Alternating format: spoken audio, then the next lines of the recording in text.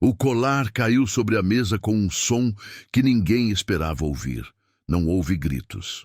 Não houve acusações em voz alta. Foi quieto demais para um salão com 200 convidados. E esse silêncio pesou sobre a noite como se o próprio ar tivesse decidido parar. Helena Falkenberg olhou para a mão estendida de Margarete, pegou o colar e o depositou sobre a toalha branca sem tremer, sem hesitar, sem dizer uma única palavra.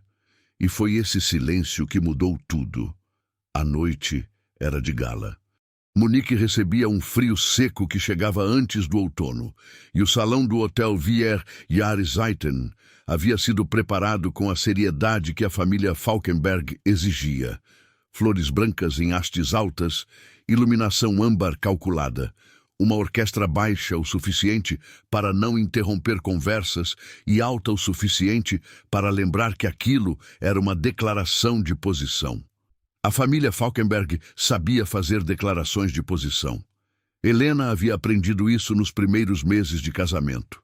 Havia um mapa invisível de hierarquia sobre cada mesa daqueles jantares. E durante anos ela ocupou sempre o mesmo lugar. Ao lado de Lucas, elegante o suficiente para ser notada, discreta o suficiente para não incomodar. A esposa Falkenberg. Mas naquela noite ela havia sido interrompida no meio de uma conversa técnica com 2 executivos de Stuttgart, uma conversa da qual era claramente o centro, quando Margarete se aproximou e, com a habilidade de quem conhece a diferença entre uma acusação e uma observação, pediu de volta o colar que havia sido dado a Helena como símbolo de pertencimento. Era, na superfície, apenas uma questão de conservação de joias. Todos no salão entenderam o que havia por baixo. Lembre-se do seu lugar. Helena devolveu. Não por medo, não por concordância, mas porque havia algo maior sendo construído, algo que Margarete ainda não havia visto e que Lucas, do outro lado do salão, onde ria com investidores, nem sabia que existia. Ela ergueu o copo de água. Voltou para a conversa com os executivos como se nada houvesse acontecido. Mas havia uma decisão nela agora. Sem nome ainda. Já tomada. Lucas a observou de longe por um instante. Havia uma calma em Helena que ele não sabia interpretar. Não era tristeza, não era raiva. Era uma espécie de quietude que o perturbou mais do que qualquer crise aberta poderia ter feito. Ele pensou em atravessar o salão. Escolheu não ir. Essa escolha também tinha peso, mais do que ele compreendia naquele instante. Se você gosta de histórias sobre poder, dignidade e recomeços silenciosos, inscreva-se no canal e acompanhe até o fim. O que vem a seguir é onde tudo começa a se mover. Aquele colar, guardado numa gaveta que não era mais a dela, era a última peça de um quebra-cabeça que Helena havia montado durante anos e que os outros ainda não sabiam que existia.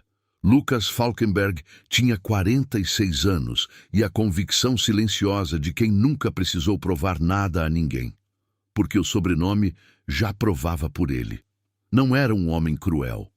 Era algo mais sutil e, de certo modo, mais difícil de confrontar. Era um homem distraído. Distraído pelo próprio sucesso, pela própria agenda, pelo próprio reflexo nas janelas de vidro dos edifícios que sua família havia financiado.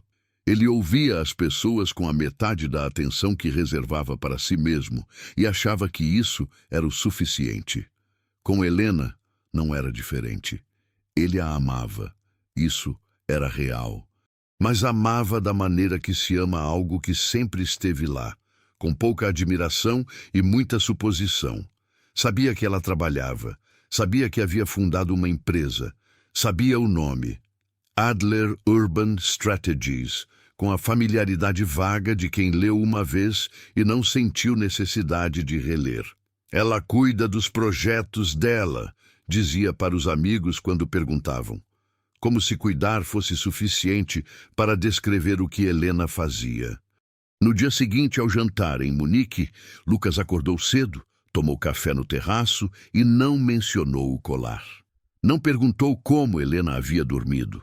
Leu 3 relatórios no tablet, fez 2 ligações e saiu antes das 8. Helena estava em seu escritório desde as 6h30. Ele não sabia disso.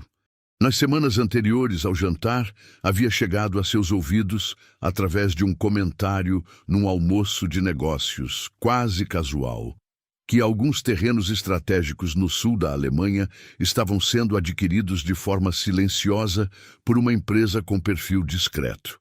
O nome Adler não havia sido mencionado diretamente. Mas havia algo na descrição do movimento, a paciência, a precisão, a escolha de ativos que pareciam sem valor imediato, mas que controlavam corredores logísticos inteiros, que deveria ter feito Lucas pausar. Ele pausou por 3 segundos. Depois voltou para sua própria conversa. Confirmar significaria perguntar. Perguntar significaria admitir que não sabia. E não saber algo sobre a empresa da própria esposa era um tipo de desconforto que Lucas Falkenberg não havia aprendido a habitar. Por isso, não perguntou.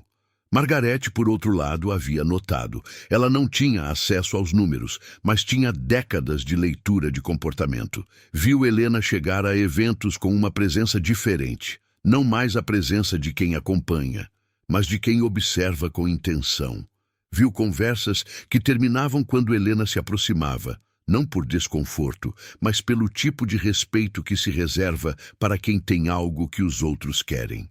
Isso a incomodou de um jeito que ela não nomeou imediatamente. O colar havia sido um teste, uma forma de medir a reação, e Helena havia passado, ou falhado, dependendo do ponto de vista, de um jeito que Margarete não havia previsto, sem reação nenhuma. Uma mulher com medo recua, uma mulher com raiva argumenta. Helena simplesmente continuou, e esse continuar era o que ninguém na família ainda sabia interpretar. Helena Adler. Ela usava o sobrenome de solteira no trabalho, uma decisão que Lucas nunca havia comentado porque nunca havia notado. Havia fundado a Adler Urban Strategies 4 anos antes com capital próprio, uma sala alugada no centro de Munique e nenhuma expectativa externa para cumprir. Isso era, paradoxalmente, sua maior vantagem. Sem expectativa, sem vigilância. Sem vigilância, sem obstáculos. Ela havia identificado algo que os grandes grupos imobiliários ignoravam por arrogância. Os terrenos periféricos de aparência comum, que ficavam nos entroncamentos entre zonas industriais em declínio e novos corredores de expansão logística. Sozinhos, valiam pouco. Conectados, formavam espinhas dorsais invisíveis de qualquer expansão urbana futura. Helena começou a comprá-los com paciência cirúrgica. Não havia pressa, havia método. Enquanto isso, nos eventos da família, ela continuava sendo apresentada da mesma forma. Helena, a esposa do Lucas. Às vezes nem isso, apenas um sorriso de reconhecimento e um gesto em direção ao marido. Ela aprendera a receber essas apresentações com uma leveza que não era resignação. Era economia de energia. Havia uma colega de Helena, Petra, diretora de operações da Adler, que certa vez perguntou como ela suportava ser invisível naqueles ambientes depois de tudo o que construíra. Helena pensou por um momento antes de responder. Invisível para quem não importa, disse. As pessoas certas já sabem. E era verdade. No mundo paralelo onde Helena operava, reuniões discretas, almoços de trabalho longe dos círculos sociais da família, correspondências com fundos de investimento europeus. Ela não era esposa de ninguém.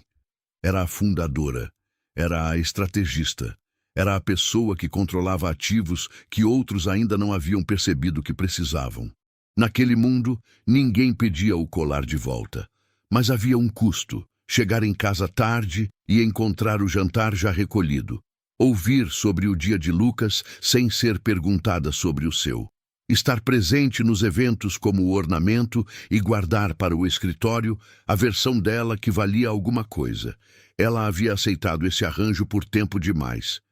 E o jantar de Munique, O colar, o salão, o silêncio havia sido o ponto em que a aceitação chegou ao fim. Não com barulho, com clareza. Era apenas uma questão de quando o resto do mundo perceberia o que ela já havia decidido. 3 semanas depois do jantar, Lucas almoçou com Dieter Haas, um dos sócios mais antigos do consórcio que financiava a expansão da Falkenberg Developments no sul do país. Dieter era o tipo de homem que falava pouco e escolhia bem o momento de falar.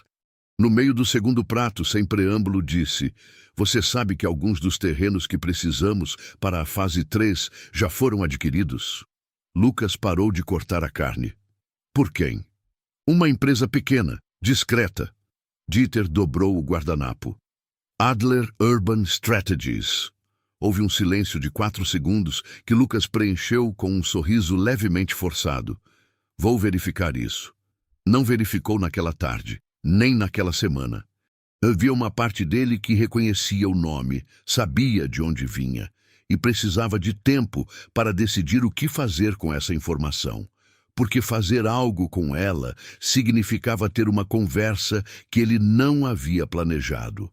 Significava sentar diante de Helena e admitir que não havia prestado atenção. Isso era mais difícil do que qualquer negociação de terrenos. Margarete, naquela mesma semana, ligou para um contato no setor imobiliário de Stuttgart. Fez perguntas indiretas sobre movimentações recentes de aquisição. Ouvia com atenção. Agradeceu sem revelar o motivo da ligação. Quando desligou, ficou alguns minutos em silêncio no escritório da casa. A Adler Urban Strategies não era um projeto pequeno de uma esposa entediada. Era uma operação real, metódica, com visão de longo prazo. E Helena havia construído tudo isso enquanto aparecia nos jantares da família, como se seu maior compromisso do dia tivesse sido escolher o vestido certo. Margarete sentiu algo que raramente sentia: surpresa. E logo depois, como toda pessoa acostumada ao poder, transformou a surpresa em estratégia. Ainda não sabia qual seria seu próximo movimento, mas sabia que precisava de um. Do outro lado da cidade, Helena encerrava uma videoconferência com um fundo de investimento sediado em Amsterdã. Os números estavam alinhados, o calendário definido. O baile beneficente era em 11 dias. Ela fechou o laptop, olhou pela janela para as luzes de Munique e pensou, não pela primeira vez, no quanto é diferente ser vista por quem escolhe olhar. O baile beneficente da Fundação Falkenberg acontecia todo ano no mesmo salão, com os mesmos rostos e a mesma geometria invisível de poder. Helena havia comparecido a todos desde o casamento, sempre ao lado de Lucas, sempre apresentada depois dele. Naquela noite, chegou sozinha. Lucas havia avisado que se atrasaria. Uma reunião que se estendeu como sempre. Ela entrou sem pressa, cumprimentou quem a cumprimentou e foi direto para a mesa onde estavam 2 diretores de um fundo de infraestrutura com quem havia marcado conversa informalmente. Não era uma reunião oficial. Era apenas o tipo de encontro que acontece quando as pessoas certas estão no mesmo lugar. Margarete a viu entrar e notou a ausência de Lucas. Notou também, e isso foi o que a fez pausar, que Helena não pareceu sentir falta de ser apresentada por alguém. Ela simplesmente entrou como quem já pertence, o que é muito diferente de entrar como quem foi convidado. Lucas chegou 40 minutos depois. Procurou Helena com os olhos, a encontrou rindo com um grupo que ele não reconhecia completamente e sentiu um desconforto que não soube nomear. Atravessou o salão, chegou até ela, colocou a mão levemente nas suas costas. Helena completou a frase que estava dizendo antes de se virar. Foi um segundo apenas, mas Lucas o sentiu. Mais tarde, já perto da meia-noite, enquanto aguardavam o carro, ele disse algo que pretendia ser gentil, mas saiu torto. Você não precisava ficar tanto tempo com esse grupo. Não são pessoas do nosso círculo. Helena olhou para ele por um momento. São do meu, disse. Não havia raiva na frase. Havia apenas precisão. E essa precisão cortou mais fundo do que qualquer discussão poderia ter cortado, porque não deixava espaço para réplica. Era simplesmente verdade, e os dois sabiam disso. Lucas não respondeu. No carro, o silêncio durou até em casa. Ele olhou pela janela para as ruas iluminadas de Munique e sentiu, pela primeira vez com clareza, que havia uma vida inteira de Helena que ele não havia se esforçado para conhecer, e que talvez essa vida fosse maior do que a que eles tinham juntos. 2 dias depois do baile, Helena ficou no escritório até quase meia-noite. Não era incomum, mas naquela noite era diferente. Ela não estava trabalhando em contratos. Estava olhando para ele sem ler, com a caneta parada sobre a mesa, pensando numa coisa só. Quanto tempo ela havia aceitado ser menor do que era? Não havia um momento dramático que iniciou esse processo. Havia uma soma, anos de jantares onde sua opinião não era pedida. Reuniões de família onde os homens falavam sobre o futuro dos negócios e as mulheres comentavam sobre o cardápio. Conversas com Lucas que terminavam quando o telefone dele tocava e recomeçavam apenas se ele quisesse. Ela havia respondido a tudo isso construindo. Cada aquisição silenciosa era também uma resposta silenciosa. Cada contrato assinado longe daquele mundo era uma afirmação de que ela existia além dele. Mas existir além não era o mesmo que ser reconhecida dentro. E essa distinção naquela noite pesava.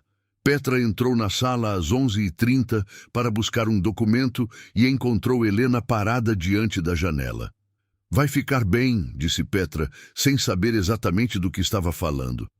Eu sei, respondeu Helena. Só estou decidindo como. Petra não perguntou mais nada.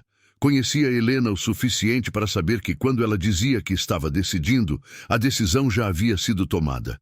Faltava apenas a forma. Helena ficou mais 1 hora. Depois fechou os documentos, apagou a luz e foi embora. No elevador, enquanto descia, pensou no baile beneficente que se aproximava. O grande, o anual, o que reunia o que havia de mais relevante no setor. O evento onde a Falkenberg Developments sempre ocupava a mesa central. Desta vez, algo seria diferente. Ela ainda não havia dito a ninguém o que estava planejado para aquela noite. Mas o mestre de cerimônias já tinha o roteiro. Na semana que antecedeu o baile anual, Helena fez 3 ligações curtas. A primeira foi para o fundo de Amsterdã. Confirmação de números, menos de 4 minutos. A segunda foi para seu advogado. Uma cláusula específica num contrato de parceria. Menos de 2 minutos. A terceira foi para o mestre de cerimônias do evento. Ela leu o trecho que queria incluído na apresentação institucional da noite. Ele anotou sem fazer perguntas. Menos de 3 minutos. Ninguém na família Falkenberg sabia dessas ligações. Enquanto isso, a Adler Urban Strategies finalizava silenciosamente a última aquisição de uma sequência que havia levado 3 anos para ser completada. Eram 11 terrenos ao todo, distribuídos em 4 municípios do sul da Alemanha. Individualmente, pareciam apostas menores. Conectados pelo mapa que Helena havia desenhado desde o início, formavam o corredor logístico mais estratégico para qualquer expansão urbana planejada na região para os próximos 15 anos, incluindo a expansão da Falkenberg Developments. Petra coordenou os registros finais numa tarde de terça-feira sem cerimônia, com café frio e uma playlist baixa no computador. Quando o último documento foi confirmado, ela apenas disse: "Está feito?" E Helena respondeu com um aceno de cabeça e voltou para o e-mail que estava lendo. Era assim que coisas grandes aconteciam naquele escritório, sem comemoração, com método. Do outro lado da cidade, Lucas preparava o discurso que faria no baile. Um texto sobre visão de futuro, sobre a tradição que impulsiona a inovação, sobre o papel da Falkenberg no desenvolvimento regional. Era um bom discurso. Havia contratado alguém para ajudar a escrever. Margarete revisou o texto numa tarde e sugeriu 2 ajustes. Lucas aceitou ambos. Nenhum dos dois sabia que naquela mesma noite, antes do discurso de Lucas, haveria um outro momento no programa. Um momento que não havia sido anunciado para a família. Na véspera do baile, Lucas encontrou Helena no corredor de casa às 7 da manhã. Ela estava saindo. Terno escuro, pasta na mão, cabelo preso. Ele estava de pijama, com o café ainda na mão. "Reunião tão cedo?" perguntou. "Última revisão antes do evento de amanhã." Ela pegou as chaves. "Você confirma o carro para as 8?" Ele confirmou. Ela saiu. Lucas ficou alguns segundos parado no corredor depois que a porta fechou. Havia algo na brevidade daquela cena. A pasta, o terno, a pressa que não era nervosismo, mas foco, que o deixou com uma pergunta que não formulou para ninguém. Revisão de quê, exatamente? Mas o café esfriava, e havia e-mails esperando, e a pergunta ficou onde estava. Naquele mesmo dia, 2 jornalistas especializados em mercado imobiliário receberam por e-mail um release com embargo até o dia seguinte à noite. Era uma nota sobre um acordo de expansão tecnológica e logística no sul da Alemanha, com detalhes sobre aquisições estratégicas e os nomes das partes envolvidas. Ambos responderam confirmando o recebimento. No escritório da Adler, Petra imprimiu a versão final da apresentação que seria usada pelo mestre de cerimônias e a guardou numa pasta sem identificação externa. Helena a revisou uma última vez, fez uma correção pequena num número e assinou. "Pronto", disse. Petra sorriu. "Como você está?" Helena pensou por um segundo. "Tranquila", respondeu. E era verdade. Não havia ansiedade nela. Havia a calma específica de quem trabalhou durante anos para chegar a um momento, e quando o momento finalmente chega, não precisa mais correr. A corrida havia terminado. O que vinha a seguir era apenas a chegada. O baile anual da Fundação Falkenberg tinha 300 convidados e a pompa habitual. Lucas chegou com Helena pontualmente às 8. Ela usava um vestido azul escuro simples, sem joias elaboradas. Ele a apresentou a 2 ministros estaduais, com o mesmo "minha esposa Helena" de sempre. Ela sorriu, apertou as mãos. Não corrigiu. O jantar correu bem até o momento em que um dos assessores da fundação se aproximou de Lucas, com um rosto que ele não soube interpretar imediatamente. "O programa foi atualizado", disse o assessor em voz baixa. "Há uma apresentação institucional antes do seu discurso." Lucas franziu a testa. "Quem autorizou?" "Veio direto da organização do evento." "Está confirmado com a direção." Ele procurou Margarete com os olhos. Ela estava do outro lado do salão e, pelo ângulo, parecia já ter ouvido algo semelhante. Havia uma tensão discreta na postura dela que Lucas conhecia bem. Procurou Helena. Ela conversava calmamente com uma mulher que ele não reconheceu. Quando seus olhos se encontraram por um instante, Helena não desviou o olhar, apenas inclinou levemente a cabeça, como quem acena, e voltou para a conversa. Lucas sentiu algo escorregar. Não sabia o quê, não sabia por quê, mas havia uma lógica se formando ao redor dele que ele ainda não conseguia ver completa, como estar dentro de uma fotografia sem conseguir ver o enquadramento. Margarete chegou até ele minutos depois.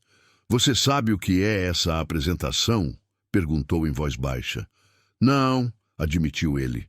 Era a primeira vez em muito tempo que Lucas Falkenberg dizia essa palavra sobre algo que acontecia dentro do seu próprio evento. As luzes do salão baixaram levemente às 21 horas, como sempre acontecia antes dos momentos oficiais do programa. O mestre de cerimônia subiu ao púlpito com o mesmo tom solene de todos os anos. Agradeceu presenças, citou os patrocinadores, fez a transição habitual para o conteúdo institucional. Então disse um nome que não era o de Lucas.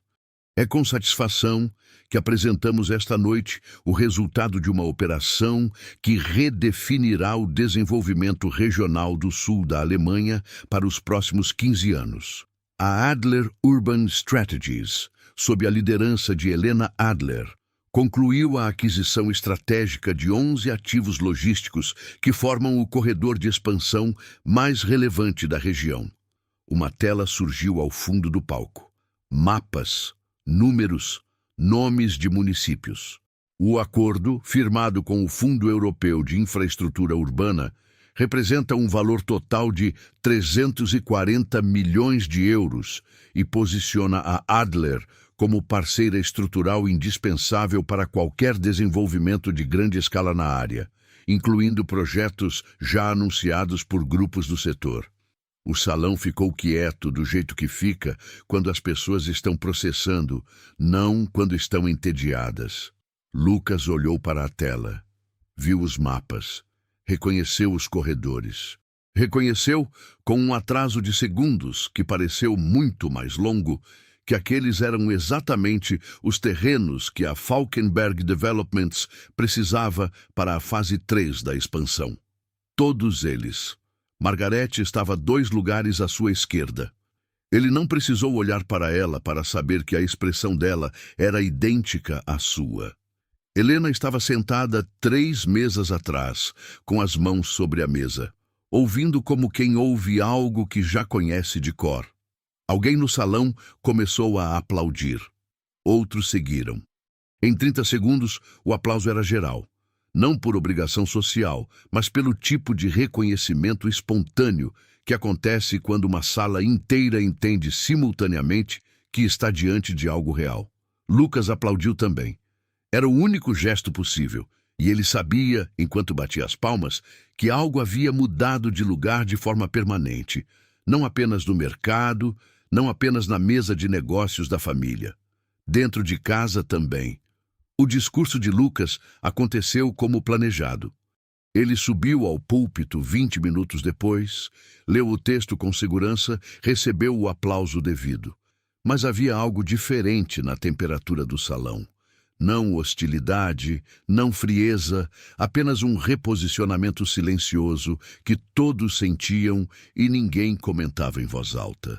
As mesmas pessoas que antes o cumprimentavam primeiro, agora faziam uma pausa, olhavam brevemente na direção de Helena e então se aproximavam. Era sutil, era real. Num intervalo, um dos ministros estaduais que Lucas havia apresentado Helena horas antes procurou-a diretamente para falar sobre possíveis parcerias públicas. Ela ouviu, fez 2 perguntas precisas e pediu que o assessor dele enviasse uma proposta formal na semana seguinte. Lucas estava a 3 metros, ouviu tudo. Mais tarde, já perto do encerramento, ele se aproximou dela pela primeira vez naquela noite com algo diferente na postura, sem a mão nas costas, sem o gesto de quem apresenta. Ficou ao lado dela simplesmente. "Por que você não me contou?" perguntou. A voz era baixa, não havia acusação, havia algo mais honesto do que isso. Helena o olhou. "Você nunca perguntou." A frase não foi dita como golpe. Foi dita como fato, e Lucas soube, ao ouvi-la, que era verdade em todos os sentidos possíveis. Não apenas sobre o acordo, mas sobre anos inteiros de conversas que não aconteceram, de perguntas que ele não havia feito porque supunha que já sabia as respostas.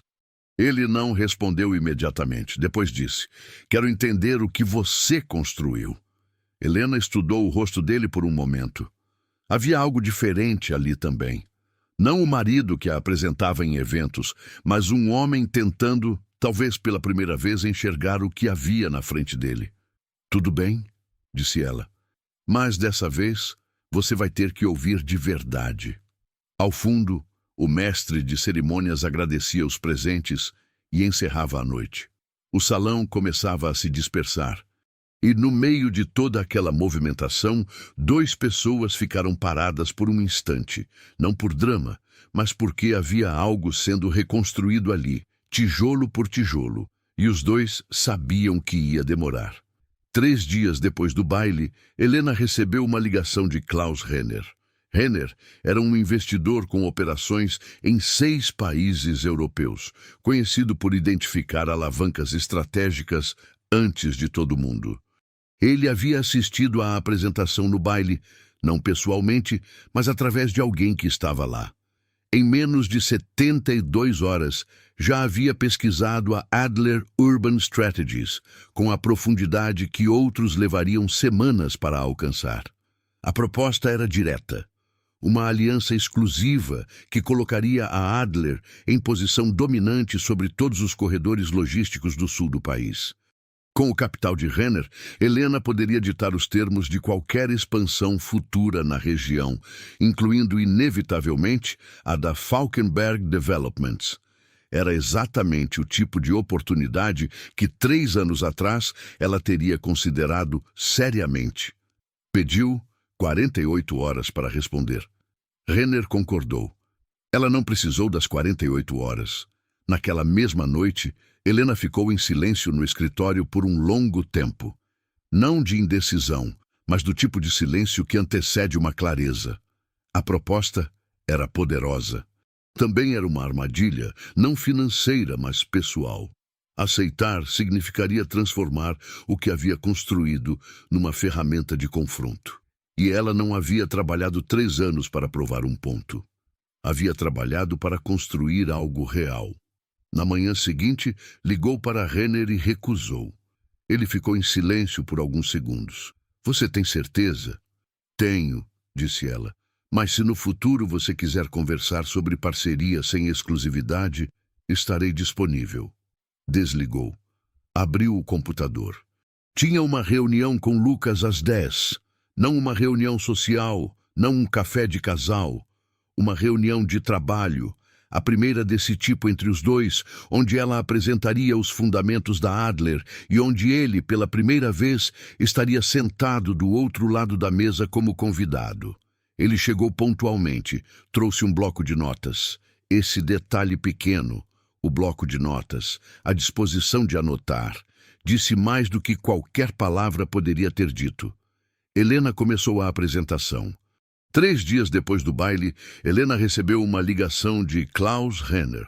Renner era um investidor com operações em 6 países europeus, conhecido por identificar alavancas estratégicas antes de todo mundo. Ele havia assistido à apresentação no baile, não pessoalmente, mas através de alguém que estava lá. Em menos de 72 horas, já havia pesquisado a Adler Urban Strategies, com a profundidade que outros levariam semanas para alcançar. A proposta era direta. Uma aliança exclusiva que colocaria a Adler em posição dominante sobre todos os corredores logísticos do sul do país. Com o capital de Renner, Helena poderia ditar os termos de qualquer expansão futura na região, incluindo, inevitavelmente, a da Falkenberg Developments. Era exatamente o tipo de oportunidade que 3 anos atrás ela teria considerado seriamente. Pediu 48 horas para responder. Renner concordou. Ela não precisou das 48 horas. Naquela mesma noite, Helena ficou em silêncio no escritório por um longo tempo, não de indecisão, mas do tipo de silêncio que antecede uma clareza. A proposta era poderosa. Também era uma armadilha, não financeira, mas pessoal. Aceitar significaria transformar o que havia construído numa ferramenta de confronto. E ela não havia trabalhado 3 anos para provar um ponto.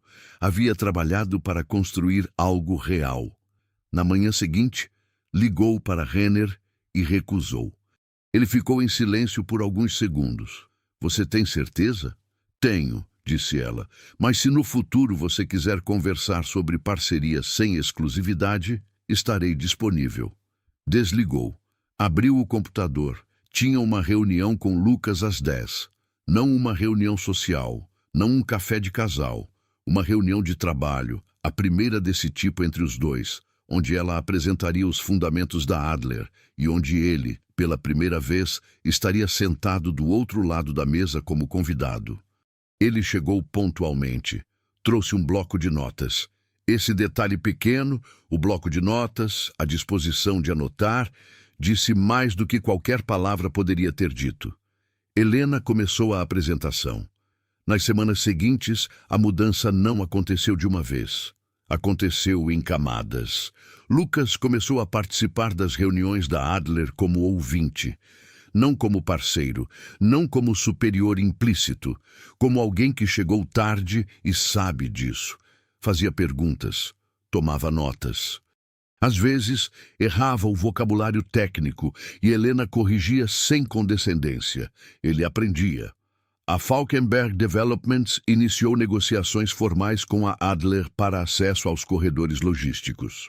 Eram conversas profissionais, com advogados dos dois lados, com cláusulas e contrapartidas. O fato de que os negociadores de um lado iam para casa com o mesmo carro que os do outro não simplificava nada, e Helena havia deixado isso claro desde o início. Dentro do escritório, somos empresas distintas, Lucas concordou. Era o mínimo. Margarete observou tudo isso de longe durante semanas antes de agir. Ela havia passado por um processo próprio, não de arrependimento exatamente, mas de reavaliação. Viu a nova dinâmica se instalar. Viu Lucas chegar em casa com o bloco de notas coberto de anotações.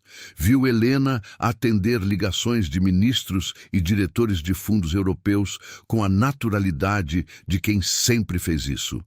E percebeu que resistir àquela realidade seria apenas perder tempo e posição. Num jantar de família menor, sem convidados, sem programa, apenas a família em torno da mesa grande da casa de Margarete, ela se levantou no meio da refeição e foi buscar algo no quarto. Voltou com o colar. Não havia discurso preparado. Ela se aproximou de Helena e o colocou sobre a mesa diante dela com uma simplicidade que dispensava cerimônia. Tradições evoluem, disse apenas. Helena olhou para o colar por um momento. Depois o pegou. Não havia triunfo no gesto. Havia algo mais maduro do que isso. O reconhecimento de que o símbolo havia mudado de significado. E que aceitar era também uma forma de generosidade. A mesa continuou o jantar. Ninguém fez um discurso. Ninguém celebrou. As coisas importantes raramente pedem palco. Meses depois, num evento menor do setor, alguém apresentou Helena da forma antiga. Helena, esposa de Lucas Falkenberg. Ela sorriu educadamente. Não corrigiu, mas a pessoa ao lado, um diretor de fundo que havia estado no baile, inclinou a cabeça levemente e disse, quase como reflexo, Helena Adler, Adler Urban Strategies. E o assunto mudou. Esse momento pequeno dizia tudo o que precisava ser dito sobre o que havia mudado. Não foi um decreto, não foi uma conquista anunciada. Foi simplesmente a realidade se ajustando ao que já era verdade há tempo. O casamento não se tornou perfeito. Lucas ainda chegava tarde. Helena ainda levava trabalho para casa. Havia conversas difíceis que precisavam acontecer e às vezes eram adiadas. Eram dois adultos reconstruindo um entendimento. Lentamente, sem garantias. Mas havia algo novo. Presença. Lucas havia aprendido a custo que ignorar o que cresce ao seu lado não impede o crescimento. Apenas impede que você faça parte dele. Helena havia aprendido que visibilidade conquistada com método é mais sólida do que qualquer reconhecimento pedido. E Margarete havia aprendido que tradição sem adaptação é só peso. O colar estava novamente com Helena, mas já não significava o que significara antes. Não representava a mulher que apoia, nem a mulher que venceu. Representava continuidade sob uma perspectiva nova, uma herança reinterpretada. Às vezes, Helena o olhava sobre a penteadeira e pensava naquela noite em Munique.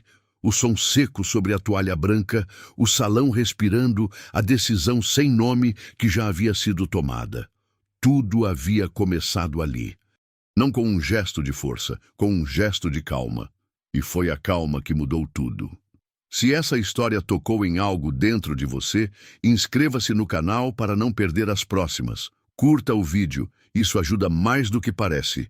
E comenta aqui de onde você está assistindo. Cada história que contamos é para alguém que está construindo algo em silêncio, esperando o momento certo.